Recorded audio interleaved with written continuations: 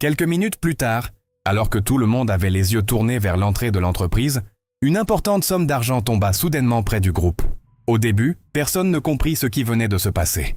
Mais dès qu'ils aperçurent les billets, l'atmosphère changea immédiatement.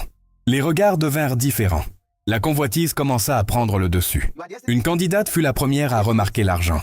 Au lieu de chercher le propriétaire, elle posa discrètement son pied dessus pour empêcher les autres de le voir. Mais son geste n'échappa pas aux autres candidats. Rapidement, plusieurs personnes se rapprochèrent. L'un d'eux demanda « Combien y a-t-il dedans ?»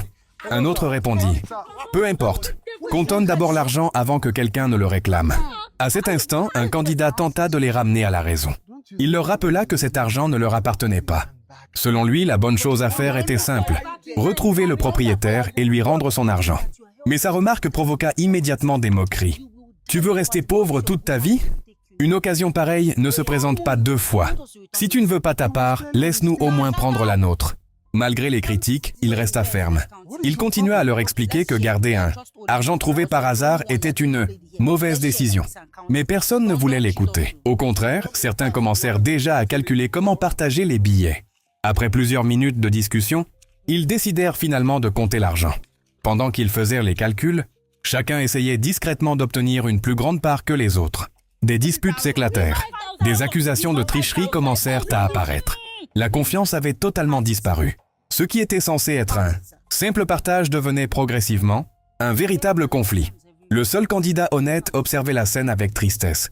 Il ne comprenait pas comment des personnes venues chercher un emploi pouvaient être prêtes à sacrifier leurs valeurs pour quelques billets. À plusieurs reprises, il leur demanda d'arrêter. Il leur rappela qu'ils risquaient leur avenir pour quelque chose qui ne leur appartenait même pas. Mais ces paroles tombèrent dans l'oreille d'un sourd. Pour les autres, l'argent était devenu plus important que l'honnêteté. Soudain, alors qu'ils étaient encore en train de se disputer pour le partage, l'assistant du directeur réapparut. Cette fois, son visage était beaucoup plus sérieux. Il annonça que le patron était enfin arrivé. Le silence tomba immédiatement sur le groupe. Tous les candidats se redressèrent. Certains cachèrent rapidement l'argent. D'autres essayèrent de retrouver leur calme comme si rien ne s'était passé.